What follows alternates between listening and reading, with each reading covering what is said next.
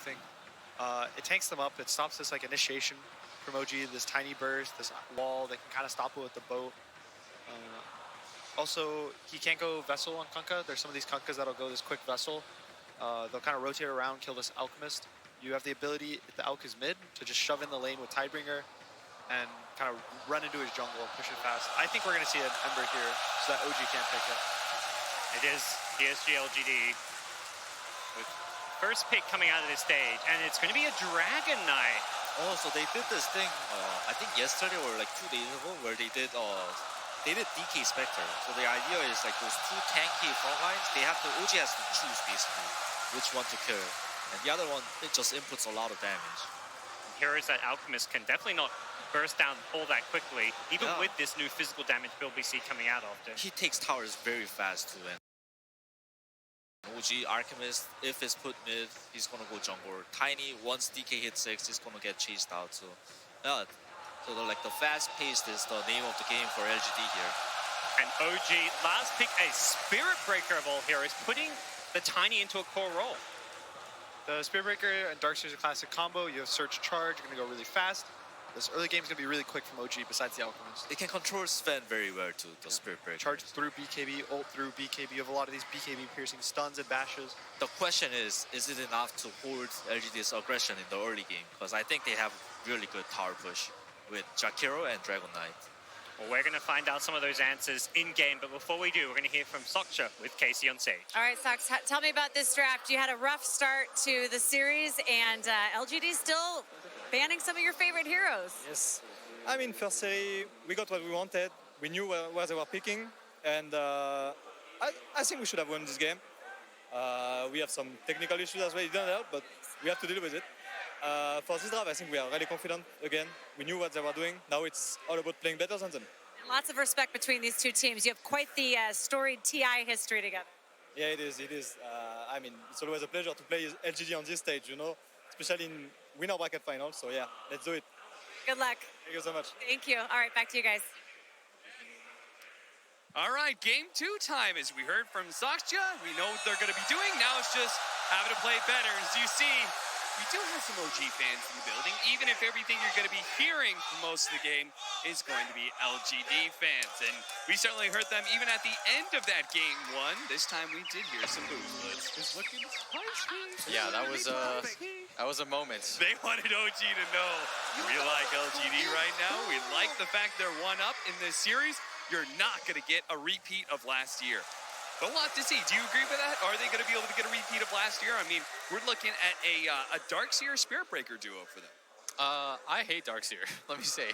As a hero, it won yesterday, by the way. The one game it played, it won. But I remember when we casted the NA quals, this hero, it's hard to enable. You have to farm a lot with it, and the level 1 has become so much weaker than it used to be. I don't know. It just doesn't feel very good. But obviously, you know, Liquid dominated with it. Yeah. You have to have a good laning start with this hero, though. I will say, if you can enable this hero in the lane, I think the game will end very quickly.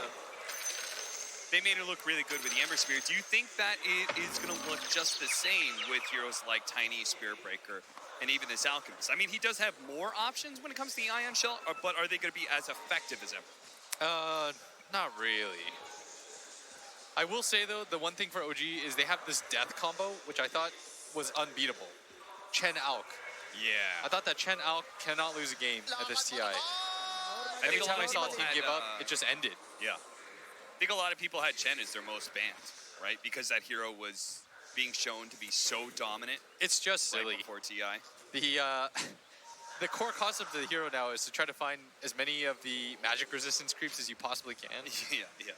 I can't imagine that's what our creator intended. Ice Frog was like, is this really how you guys want to do this? And they're like, yes, this is the best way to play it. And look at all the magic damage on the side of PSG LGD. Yeah. It's gonna be so good. Sand King, Jakiro, Shadow Demon, those 3 heroes lay out a lot of magic damage. So for PSG LGD, their damage is gonna have to come out from the Dragon Knight and their Sven. It's going to have to come out in heaps and loads because they just won't be able to blind that magic. Batting Rune fight is so important. They are going to be able to get Ame pushed back. They'll secure the bottom 2 even as X-Nova tries to stack up some Shadow Poisons onto Jerix. Doesn't get the 4th stack, though. That's where the real money starts coming in, that 4th and 5th stack. Does do decent damage. I will say about Darkseer, his overall weakness comes from the fact that he doesn't pressure the safe laner anymore. Like, Ame should just free farm. Like, every safe laner says, when I see Darkseer on the other side, that's free farm. Yeah. You're going to get almost all the last hits because the animation, the attack animation of a Darkseer is pretty bad. You should be able to get a lot of denies because Ion Shell, especially level 1, is pretty easy to read. And we'll see how OG is going to find a way to be able to break that opportunity for Ame. And their idea is with the Spirit Break, and he's going to be pulling around. We're going to see No-Tail here. Maybe Die here as Challenge just keeps on staying on top of him with the Caustic Finale. He did not expect this level 1 Caustic. Laying out some taunts, but the dual breath is going to slow him down, and it's going to die underneath the tower. First kill of the game goes to PSG LGD. But at least it's not that first blood. We are going to charge in from Jerix. He's collected a nice big wave. Now Seb's going to try and pop it. That's why Ame and X-Nova, they're going to try and chase him away from this wave, maybe even kill him here as that fly is going to show up, and sure enough. You can stack the waves all you want, but they're not going to let them Ion Shell clear. This is what you want to do against the Darkseer, is tri-lane. Push him out so that he can't just skip the creep wave, make it really hard for him to push the lane into you and then pull the side wave. Cute little play by Thompson. He actually tossed Somnus away from the creeps so he could get a deny in. Little stuff like that is what makes these two mid laners so unique. Maybe he's been one of the most dominant ones of the last few years for China, while Thompson, the newcomer to the scene, managing to win his very first TI. Some of his rather unique play bottom lane, Seb.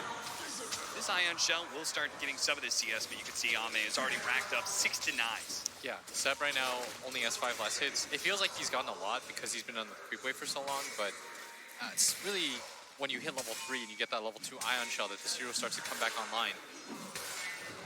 How do you feel about Darkseer as an off-lane player? It's not a hero that you've been playing for a while, right?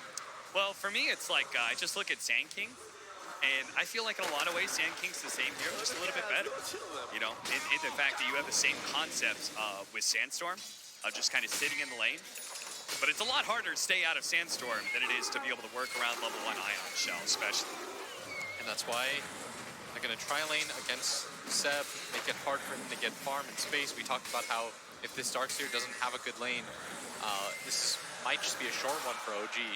Yeah, and how do you push back Chalice? You have to just drop so many sentries while simultaneously he can fight you underneath the Sand King as well, which is usually an advantage that Alchemist has over the offlaner. He drops the acid spray and just man fights you if you choose to try and harass him out, because the armor difference is going to be too big. Top Chalice. Gonna walk into this creep wave, contest this pull, get a lot of these last hits in fact. And he might even go for the next wave, cut it again. I think you're just gonna allow this Alch to farm, but there's not a lot of choice in the matter. Yeah, they know that, especially with the Chen, a dual lane's just not gonna do enough to shut down this Alchemist. So Chalice can work on trying to get that extra farm. Maybe he pulls it into the hard camp, maybe he just farms it up by itself. I think he's waiting for the small camps to respawn. Yeah. Toss up, trying to get that bounty rune. Or power rune rather, but it is a double damage for Jerix at bottom lane. But Anna's gonna do the same. He's gonna pull the creeps into the hard camp, even pop the glyph to help him bring it down a little bit faster. Chalice with the Burrow Strike is gonna try and take some of that CS, but Anna, especially with the skeleton spawn and everything else, thanks to Greevil's Greed, he got a lot of gold off of that. Our mid lane matchup, how's that supposed to go, by the way? Tiny versus DK. I'd imagine that both do okay because Tiny has your tree grab, which I think is so strong in laning, it's almost impossible to deny it. Yeah. But melee versus melee, I believe maybe just wins because he can out-regen you. And Breathe Fire is so effective against attack-based CSers. You could see maybe really pushing that advantage he has off the regen is he continues to tag Thompson even underneath the tower, just knowing he doesn't have to care too much. Bounty Rune's going to spawn. Seb does manage to get One of them bottom, so we're going to have a 2-2 split. Not bad at all for Alex. But Chalice is going to get this big wave. He wants to try to connect it to this camp. They're And both Anna's going to gonna do the connect it to same. the same camp. So Acid Spray versus Sand. These are dying so fast. Who's going to get the last hit on the neutrals? It looks like Anna actually walked away with a fair bit. X-Nova's going to show up for the first time here in a long time at top lane, trying to catch No-Tail. The act of pulling. Yeah, it looks like everybody's just having a good time. It's one of those weird stalemates where all the cores are sort of happy. Yeah. Maybe with the exception of Thompson in mid lane. But even his CS is not, you can work around that. And they do spot the rotation down from bottom. And this is something that Thompson does so well. And it's very unique to his playstyle is how early and how often he's going to invade that jungle area. He doesn't want to just go into the bottom lane and pressure your tower. He wants to kill you while you farm.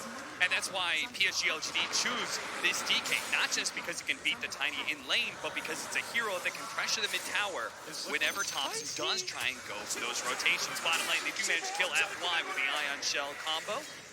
Jerix, stun comes out, and they will trade supports. But Seb is getting a lot out of this lane. As much of a free time as Ame has had, so is Seb. They don't really have a way to... No real hard stun aside from Ame. There's no real follow-up to that.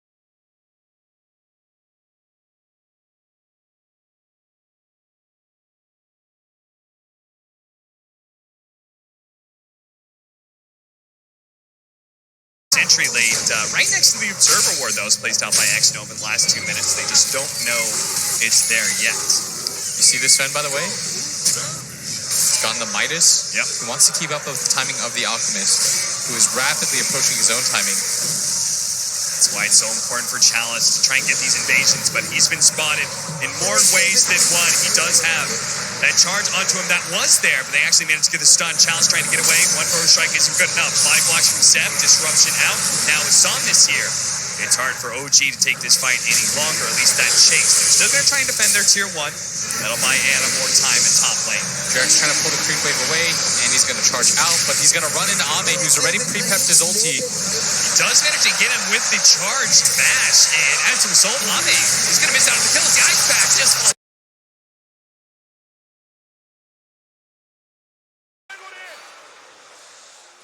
5-2. This is about the time the teams are planning their rotations to secure bounty runes. Let's see what OG does to try and secure at least 2 for this Alchemist.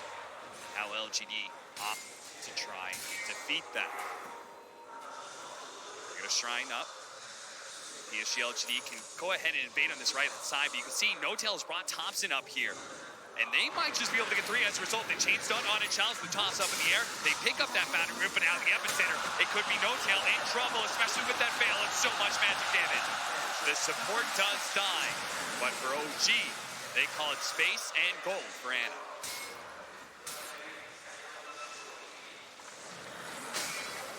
Radiance now is flying out. We talked about the 12 before 12 minutes. 10 is incredibly respectable. Yeah. With 500 gold, this is still a very good timing for OG to hit. PSG LGD have not just been able to invade the jungle that often. Because they want to take mid tower first. And we've seen Somnus try and take this mid tower, but every single time OG had formed a strong defense with the Radiance up. Maybe Anna, he thinks he's strong, but the chemical range going out, but the ice path isn't going to be good enough to protect him. As now Somnus being run down. What a stun! As Zame pops out of the jungle and hits 3, but still Somnus being chased down by this ion shell. Anna's way too strong right now. Powering over everybody. The unstable concoction spotting FY for a moment. FY trying to hide the unstable concoction. Does explode on the Alchemist. So FY will force them to chase a little bit farther, but eventually he will die. What a big win for OG. As you said, that timing was all important. He's so strong. They can't fight into him. And he also, there's a trick where if you spam toggle off the Radiance while your Shadow Demon disrupted, you won't pop out with it. Did Anna manage to do that? Yeah. That actually limits the effectiveness of the SD against the Alchemist so much. I'm not sure if they fixed it. Last me and Gunnar tested, it didn't. Yeah, you're saying basically you don't have to do it before you get disrupted. You're saying you can actually take it off right as you come out of the disruption. See the replay right here.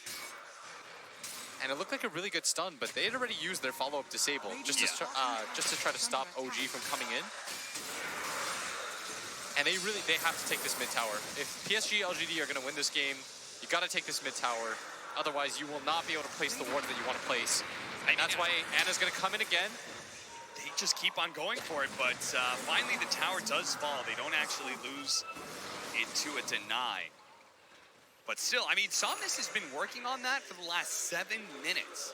I remember that first rotation coming out from Thompson, and he immediately popped his Dragon Form. And he's been whittling that one down.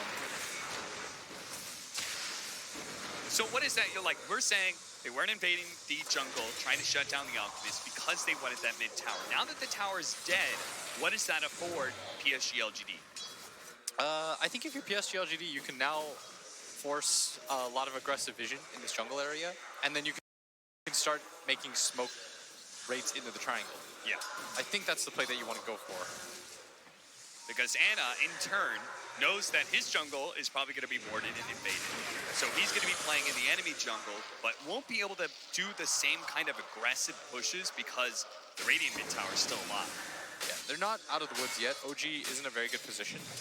So I think this Alk is probably the strongest hero in the game. He's about to pick up his BKB, and then you're going to have an Ion Shell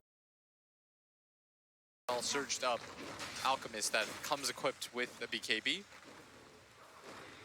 This has been OG's signature style for a full year now, is their ability to be able to use certain mechanics and synergies between heroes to buff one hero up to just a monster degree. They did it oftentimes with the damage reduction of last year with the Spectre. Now it's going to be this Alchemist Radiance, plus the Ion Shell, plus the Surge, plus the fact you've got Chen Divine Favor on your side with the Chemical Rage. Oh, you listed so many things.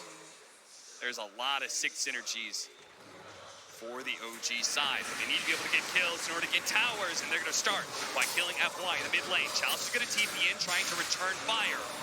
Pops the Veil, the charge coming in, and Chalice, he needs to be careful here. They do have X-Nova, who's going to be able to disrupt up the BKB's been used. Up in the BKB, they have the God Strength on Anna, but he just doesn't do enough. Anna, he's a monster right now, and he is pulling down every single member of PSG LGD into the grave. And now he's going to chase down Ame.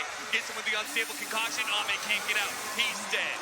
The only members of PSG LGD that can survive, the ones that made their way behind the tier 2 tower nice and early. Both X-Nova and maybe Somnus realized that OG's just too big already.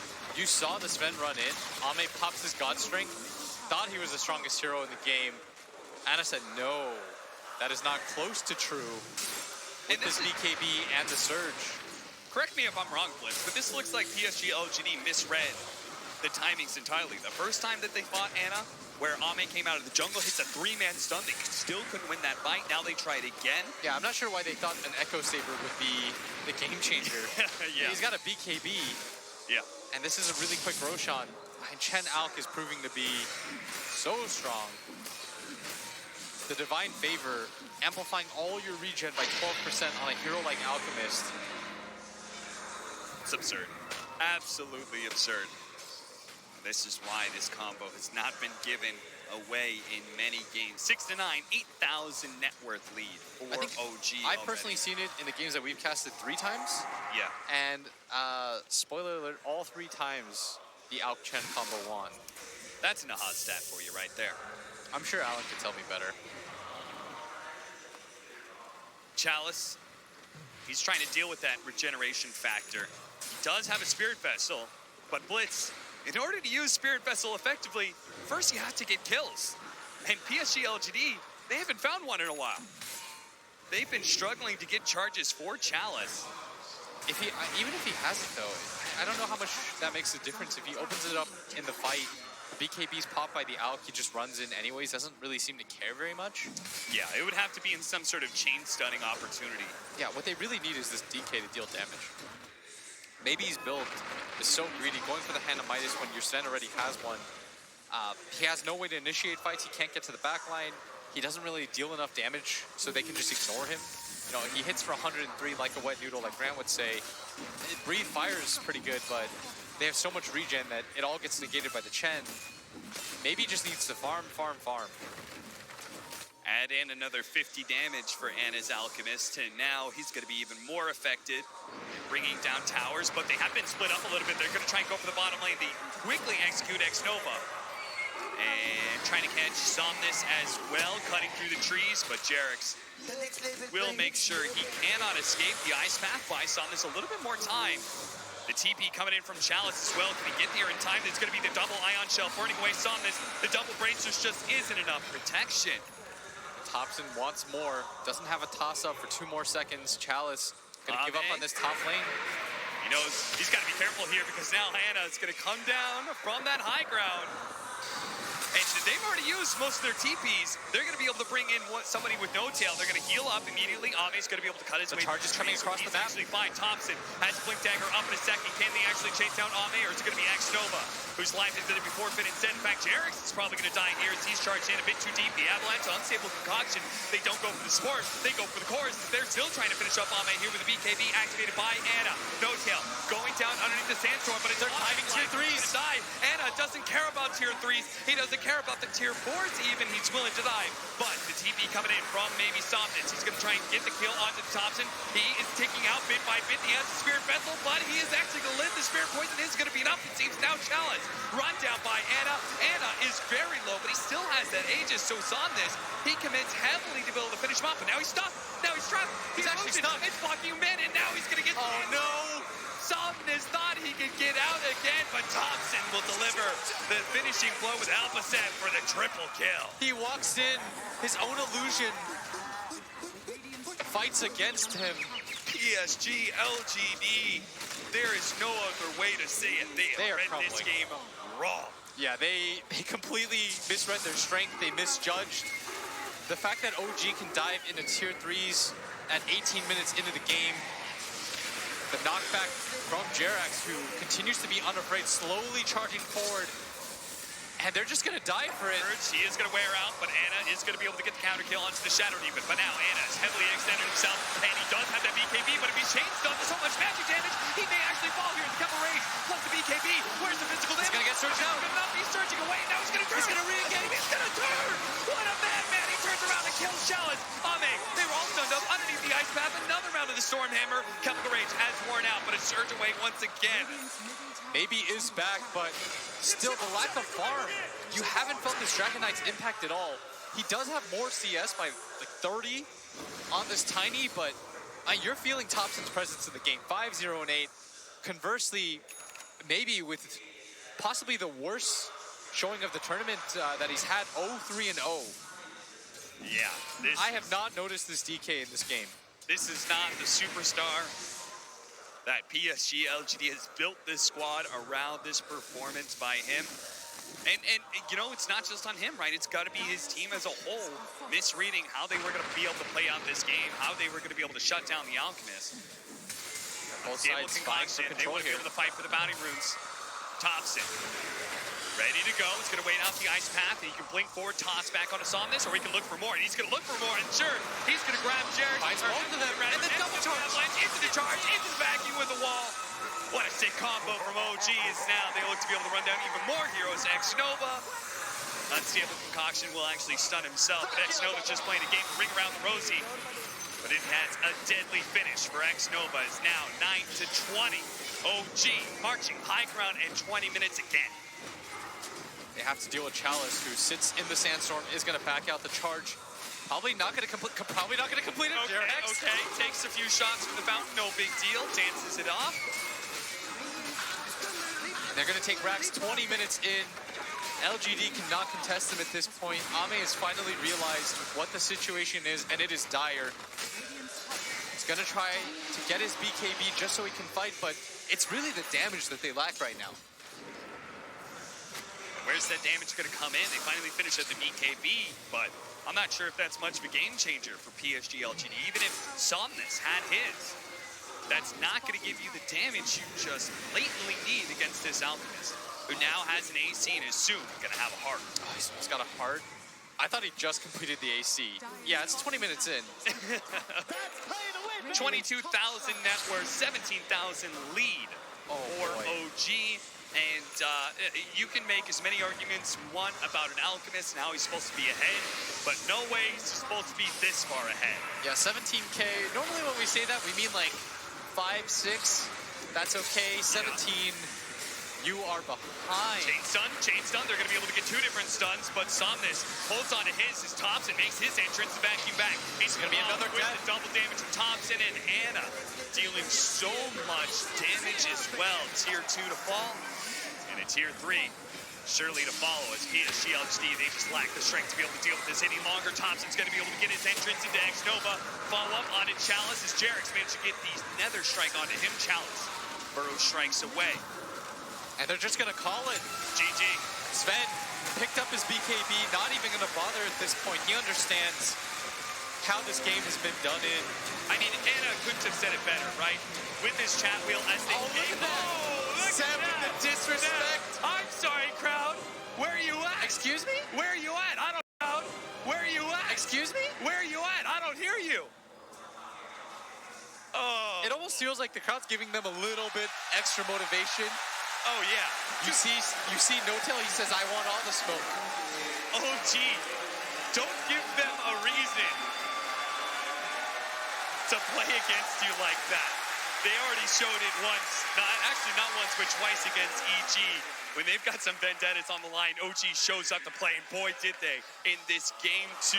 Absolutely perfect, as OD and Anna said in that game. What a victory for OG. 1-1 now. Yeah, you notice no booze this time. The crowd knows. They're like, oh no. Hey, we you gotta poked give him. it up. You gotta give it up to good performance. You can't poke the bear any longer. OG tie the series. we keep talking about the crowd strats. Definitely do think it's important, but I also think one of the really important things is going to be coming prepared with your own strats. And I think no matter how many pieces of paper you bring out, I think a lot of them are going to have ALK written all over them, Lacoste. Yeah, let me just check my notes real quickly. Yeah, that's it. Ban ALK. Oh. It's a good one. It's really hard to play against Alchemist when you give him a free farm at the start. He had a 10-minute Radiance. They didn't address his farm. Also, Dragonite on the mid lane is going for Hand of Midas. It's a good build if you can sustain. But with this kind of alignment, Spirit Breaker, ALK, and Darkseer, they're going to run it. And this is one of the better combos that I've seen besides the Tiny and the Faceless Void. You give Iron Shell to the Radiance carrier to ALK plus a speed. He just runs in. Once carrier to ALK plus a speed, he just runs in. Once he gets that BKB as well, what are you gonna do? Yeah, I have that on my notes as well. I just ban ALK. I think that this has been something that's definitely a theme, Grant, throughout the tournament. Yeah. It's ALK, and the thing was, it wasn't even a first phase Alchemist. They had plenty of times to ban it. It was their third pick. We saw the Chen. I was really surprised. When you first picked Chen, I was like, oh, ALK's just gonna get banned in the second phase. Yeah. And you let it through, and it looked like they had a decent counter because they did okay in the other lanes. Obviously, the Alk was free farming, but I mean, the Sand King was free farming too. Obviously, Alk accelerates more, but eventually, you're just gonna get run over. It's a Spirit Breaker freaking Darkseer. And it felt like it got to a point too where that one fight in the river, where the Shadow Demon wasn't level 6. I thought they had that fight, and then I look at XNO, I'm like, oh, he doesn't have Purge. And so without that Purge, the Ion Shell's coming. He got out of the Ice Path with the ulti there from the Alchemist right after, and he just ran them down. I think that's like such a crucial fight. It's hard to like bring a whole game down to such a moment like that, but that's one of those times you just really need to cut that momentum. Exactly, and the Alchemist lineup. Really need to cut that momentum. Exactly, and the Alchemist lineup will punish you with those small mistakes. It's so easy to snowball with it. Like, you have a tower hitter on top of it. You have a Chen who amplifies the heal, even with his ulti. And Chalice was trying to get a Spirit Vessel, but even if you get a Spirit Vessel, he's still gonna have a BKB plus 1/2 more items at the time. Yeah. And I mean, one of the Alchemists, right? It's always like these Sven, these Alks, and these life stores, mobility, and you just have a surge behind you 24/7. It's crazy. You can always get in and out of fights whenever you want. And I do want to kind of go back to that first game, right? In the first game, we say that it's a very skirmish style of Dota. When we get to the second game, it's going to be a different story. Yeah, it was just in your face. Like, we said, OG's the team that lost. They're the teams who has to swap it up, and they definitely did. They were just, from 10 minutes onward, they were always chasing down a hero. They were never just farming. And we had cooldowns as an issue last game, right? We have like Faceless Void, we have Tide Hunter. This game, just nothing. Now, the only cooldown you have to worry about is like Alchemist Ultimate. Charge. Oh, no, 10 seconds, hurry. Now, when we look forward to the third game, I do kind of want to, for anybody tuning in right now, to see the winners final, to get a look at who that first team in the grand final is going to be. Yeah. Hi, everyone. Hi. Also, I do kind of want to say right now, like, what is the style of these teams for anyone who maybe didn't even watch last year, because this is a rematch from the same point last year. What makes these teams so strong? I guess I would just kind of go back to this idea of like OG's built around. It feels like breaking the game. Like they like to do damage resistance stacking. They like to introduce new heroes as cores that weren't supposed to be cores, or sometimes new heroes as supports that maybe weren't supports. Yeah, they're trying to pick something that you're not ready for and to try and catch you off guard with it. Whereas LGD, no mystery, right? I feel like they're just extremely good. They're clinical. They're calculated. They're playing very good Dota. So you have this battle of like, are you going to get caught by surprise, or are LGD just going to play their game and take it? Secret didn't look that convincing at the winner's bracket and the part of the loser's bracket as well, but they kind of copied what OG is doing. Like, they took the carry IO and they managed to throw out the Ouija gaming in a series 2-0, 20, 25-minute games, and it feels like this is the style that you need to play. Like, if enemy team picks more late-game oriented heroes, you just punish it or play around the big ulti cooldowns, which right now OG didn't have any, so they just run at you. Yeah, eventually you start to see that some of these things that, yes, they may catch you off guard, they might be a surprise, but when it's actually iterated upon, Grant, it's something that is strong as well, and we might even see become pages that are added into the textbook. I think the IO was something that surprised everybody pretty much instantly, and now people are actually talking about whether or not it should be banned and in what scenarios. Yeah, I mean, I've got it right here on page 7091, and this Wisp, I'm surprised it's not seeing more play, but I think it's just going to keep out permanently banned from this. You can't let OG have it ever. I think it's always going to be IO mag banned versus OG every single game, grand finals, losers bracket. Now, they're never getting those two heroes. Yeah, it is very interesting, though, like you said, to see the team start to adapt to that very quickly, but we have that fire and ice situation. We have a team that we expect to play that textbook Dota, and the other team that's going to throw all the pages up in the air and make their own book. And if that book was something that worked the last time, what worked in TI8, will work here in TI9. And I think already in this series, though, from both of these teams, we see how much flexibility that they really do have, because we can see two completely different games of Dota within the same series. This third game going to decide who goes to the grand final. Yeah, sure. It's TI. It's the last 2 days. You have to be flexible. You have to have all kinds of styles and strategies ready to go. And hopefully you still have something left. But if you've made it this far in TI and you still have a strategy kind of left out there that you really believe in, you're like unbelievable at Dota if you've managed to get this far without pulling out said trick. So what if you don't even get your best strat out? And you that win would a be DI. impressive. Like, we had so many strats prepared that I didn't want to even use them. Maybe Liquid, right? They had the 3-0 in the final. They're probably like the only one where you could be like, okay, yeah, maybe they did have something else left there just you in gotta case. pull it out eventually. If you don't use it, you lose it, right? So I definitely do think that that's something that you have to think about. But at this point, we think most of the cats are out of the bag. The thing is that we can actually use to look a little bit deeper is to actually see what the teams had to say before TI even started. Dove had a chance to sit down with LGD. 那去年的 DPC 排行榜，老干爹是排在了第6。你们对于去年一整年自己的发挥和这个成绩还满意吗？就我个人而言的话，对自己一整年的发挥都不满意吧。然后整个队伍的状态，就是可能因为一些之前的影响，就肯定是整体来说都不太好嘛。感觉每个比赛都没有发挥好吧，打得不是很好。今年一整年都就一般吧，打的。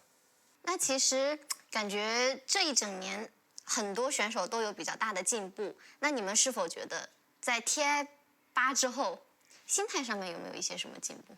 心态肯定进步的呀。这一整年其实挺难熬的，对吧？那有没有一些比较开心的瞬间？要说的话，应该是 VG 夺冠的瞬间吧。我们是 VG 老粉，我是 V 坤，是 VG 夺冠，我们很开心。替 VG 开心。虽然去年一整年都很难熬，最难熬的时候是什么时候？有一段时间 maybe 就逃了，然后回去结婚了，我们非常难熬。就是在队伍人员不整齐的时候，就会觉得稍微有点难熬一点。但其实那个 Major 你们打的成绩还可以的。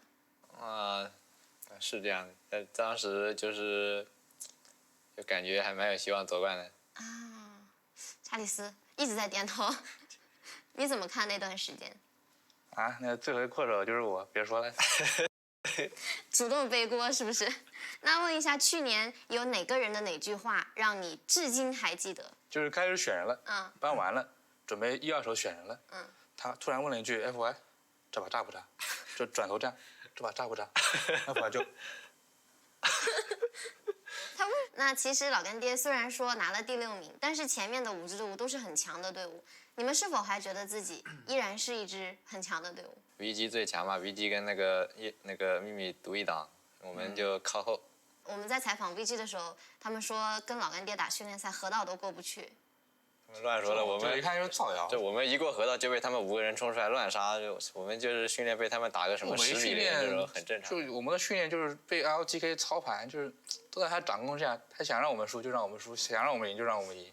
就我们出发前 LGK 都特意来说了一句：“你们要谢谢我抬了你们一手，就没把你们打得很惨。”事实上就是我们根本没怎么赢过他们，真的很恐怖。现在看到他们，我们都在发抖。那再次来到 TI， 2个人是抱着什么样的心态过来的？肯定是抱着一点积极一点的心态嘛，就不能说想着什么复仇这种，就是你要复仇，你要向谁复仇嘛？还只能向 OG 啊。但是 OG 呢，怎么说呢 ？OG 当然也很强对 ，OG 当然也很强。反正就不能抱着这种心态，肯定要抱着一点正面一点的心态，就抱着这种负面的心态打比赛不太好。我们在来之前看过一段 FY 的采访，他说他自己的心理预期是，只要不拿第2名、第1名，其他任何几名都可以。你们怎么去看待？你的心理预期是什么？没有什么预期吧，因为你有些队伍训练不到，然后你对那几个队伍评估也不太确定。认真来说的话，你也预期不了，但肯定就是越往上越好嘛，就排名越靠前越好，肯定是想着去往冠军那边靠嘛。那这次 TI 在中国不同于以往，除了好好打比赛，你们有没有一定要做的事情？没有吧，打 TI 肯定就专心一点吧。好，那我们也希望老干爹能够打好自己的，好吗？谢谢。谢谢。Even before TI started, there was only one team that they were thinking about. It's OG. It's very fitting that we managed to make it all the way to this third game. I think that that's one of the things that, Lacoste even said when we were on the last panel. You were like, I just want to see this go all the way to the third game. Now we're here. What do you want to see? I want to see game not ending so quickly. I'm a big fan of the late game. I want to see those Aghanim Scepter coming out, Moon Shards, late game Dota is pretty chaotic. So in the game yesterday, where Tiny uses toss back to toss them onto the spark rates, or 2 days before. Yeah. I didn't sleep much, so my schedule is kind of confusing. It's the excitement. It's that you never know what's going to happen of late game Dota. It's where the ultimate stress hits, right? When you're snowballing a game sometimes, those are the easiest games to just be kind of laughing away. Yep. You're like, oh, got him again. And you're like, oh, they can't kill me, guys. I'm just in between the tier 3 and the tier 2. Like, that happens a lot. But when it gets a late game,